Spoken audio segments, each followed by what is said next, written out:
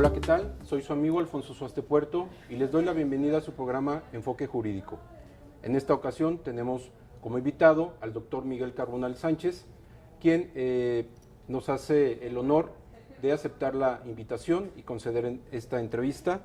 Doctor, mil gracias por aceptar la invitación. Gracias. Les comento que él es licenciado en Derecho por la Universidad Nacional Autónoma de México, doctor en Derecho por la Universidad Complutense de Madrid, España.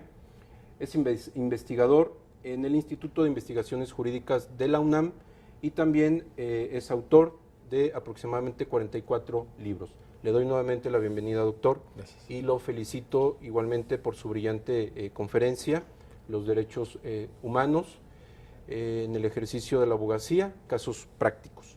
Bienvenido, doctor. Gracias, es un honor y un gusto compartir con ustedes estos minutos de reflexión jurídica y con la comunidad jurídica que sigue su canal y sus entrevistas. Gracias, muy amable, doctor. Con relación a la conferencia que usted disertó, hay algo que quiero preguntarle y que maneja usted un concepto que me parece interesante. En uno de sus libros, Teoría de los Derechos Humanos y del Control de Convencionalidad, usted habla de una idea, en lo personal me parece interesante, hace referencia usted a los abogados o que el abogado debe ser cosmopolita. ¿A qué se refiere usted con esto, doctor? La verdad es que México, como muchos otros países, está inmerso en la globalización. Sí. Pero la globalización, hay quienes dicen que solo es a veces mediática, a veces económica, financiera. Yo sostengo que la globalización es también jurídica. Sí. Hay un influjo, hay una influencia, hay una transmisión de conocimiento jurídico. Hay empresas, por ejemplo, en Guanajuato lo saben muy bien, hay empresas transnacionales que vienen, que están sujetas a un régimen jurídico tanto en el exterior, en sus países de origen, como internacional. Sí. México ha suscrito más de 200 tratados internacionales que contienen derechos humanos.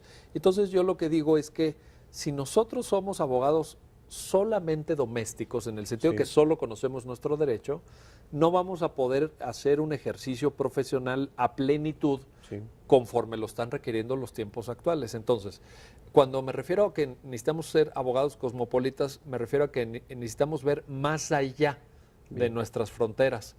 ¿Qué se está haciendo en el seno de la ONU? ¿Qué está haciendo la OEA, que es la Organización de Estados Americanos? ¿Qué está resolviendo la Corte Interamericana de Derechos Humanos? O sea, me gustaría que quienes ejercen la profesión hoy en día, pero sobre todo quienes son estudiantes, tuvieran este ánimo de ir más allá, que no fueran pues, los abogados que dominan, como durante décadas pasó, su legislación local específica y que conocen su código civil y su código familiar, lo que sea, sino ir más allá, porque eso abre puertas, abre fronteras, abre nuevas dimensiones del ejercicio profesional de la abogacía.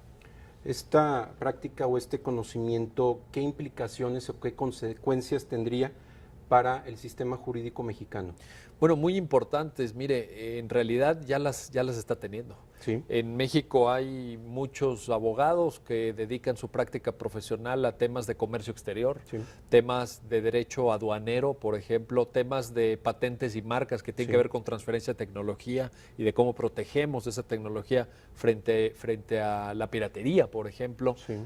Hay un sinfín de áreas, inversiones extranjeras en el sector energético, hay un sinfín de áreas en donde telecomunicaciones, ¿no? Por ejemplo, otro que se me estaba olvidando, en donde realmente los abogados que estén más preparados, los abogados que tengan este enfoque, van a poder consolidar una práctica profesional muy exitosa en lo jurídico y también en lo económico, naturalmente. Bien, esto obviamente implicaría el nivel de preparación de los abogados y en consecuencia también obliga a los operadores jurídicos, órganos jurisdiccionales, a también elevar su nivel de conocimiento. Va de la mano.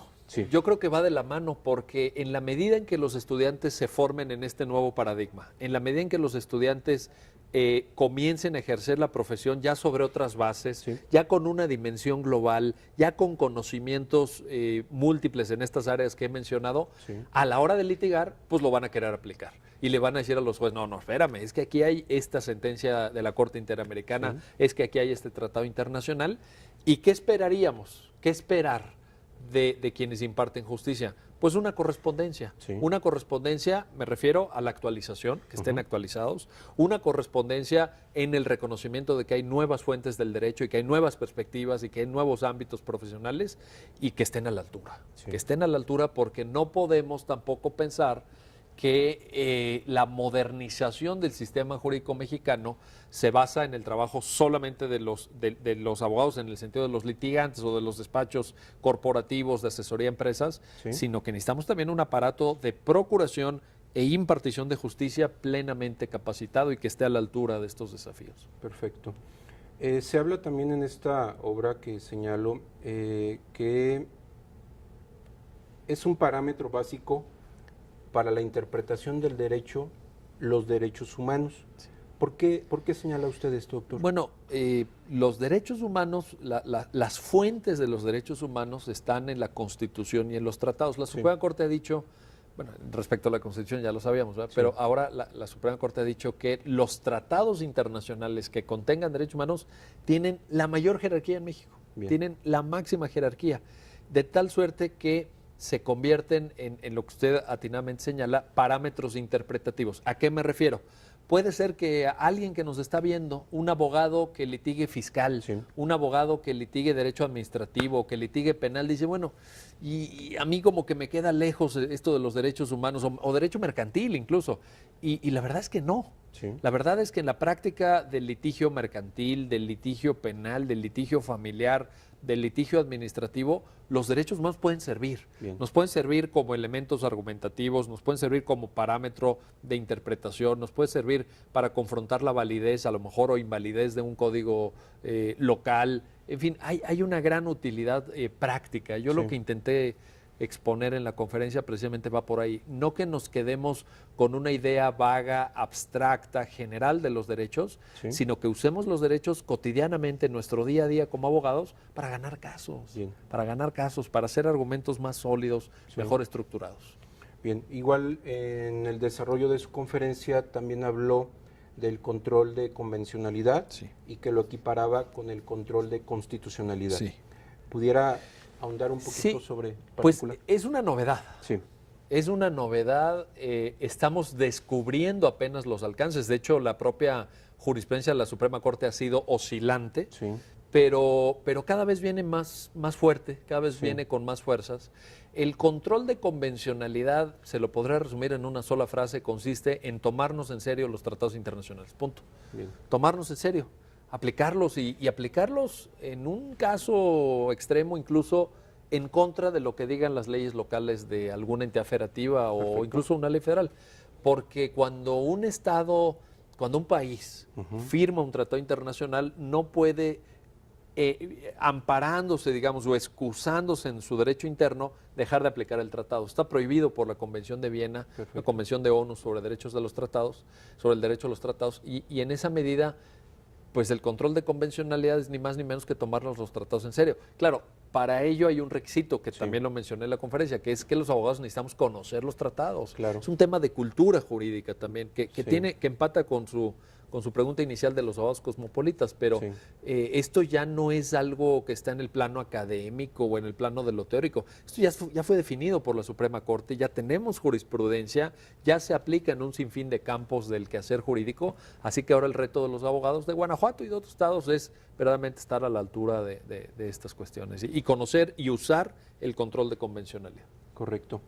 Algo también que me llamó mucho la atención, doctor, es lo que se afirma de que frente a un derecho humano no pueden oponerse conceptos como el bien común, seguridad nacional, interés público y la moral ciudadana. Correcto. ¿Qué es lo que pretende usted decir con esto? Bueno, es una idea que no, debo reconocer naturalmente que no es una idea original mía, es una idea que está en la mejor doctrina del tema de derechos humanos, Ronald Dworkin, Luigi Ferrajoli, Robert Alex, etcétera, en el sentido de que los derechos humanos son contramayoritarios. Si el 99.9 de la sociedad mexicana dice estamos a favor de la pena de muerte, eso no legitima la pena de muerte, porque la pena de muerte está prohibida en México. Entonces, los derechos humanos no se pueden dejar a una lógica de mayorías. Si la mayoría de habitantes de Irapuato vota porque le arranquen a usted un brazo, porque usted se robó un gansito en la tienda de la esquina, Sí. eso no hace legítima ni legal la sanción que le quiere imponer la mayoría. Los derechos humanos son contramayoritarios, son defensas de Sí. cada individuo, de cada persona, reconociendo su dignidad, reconociendo su papel único y específico en, Sí. en el universo y respetando precisamente sus derechos. Y en eso sí no entra la lógica de que, bueno, es que la mayoría dice, no, la mayoría dice que no hables de esto, la mayoría dice que no toques temas religiosos, la mayoría, bueno, pues no, la mayoría podrá tener su criterio para otros temas, por ejemplo, Sí. electorales, pero no de derechos humanos. Bien, ya para como última pregunta, doctor, usted citó a un autor, John Stuart Mill, de una obra, On Liberty, Sí. y citaba de que cada persona sobre su cuerpo y espíritu es libre. Esto tiene que ver con la libre personalidad. Sí.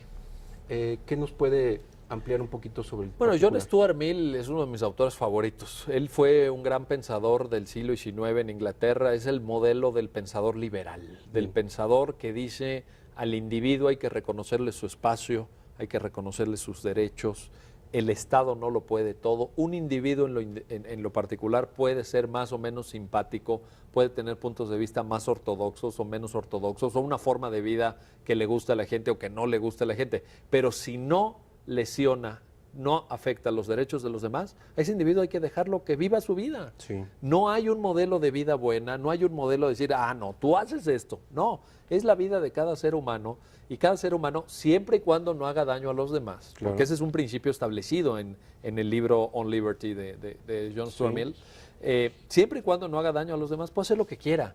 Sí. Dice John Stuart Mill, sobre su propio cuerpo puede disponer de su cuerpo el Sí. individuo. Así que este mensaje liberal creo que a una sociedad profundamente conservadora como la mexicana le hace falta. Le hace falta reconocer eso, le hace falta reconocer que no podemos imponer nuestra voluntad o nuestra concepción de lo que es bueno o lo que es debido o lo que sería idóneo sobre los demás. Sí. Nos hace falta reconocer que cada persona es un ser humano autónomo, un ser humano que tiene su propio proyecto de vida y que merece ser respetado, porque es portador nada menos y nada más y nada menos que del principio de dignidad. Y esto es algo que es la base del discurso de los derechos humanos. Doctor, pues me resta agradecerle que se haya tomado su tiempo para esta breve entrevista.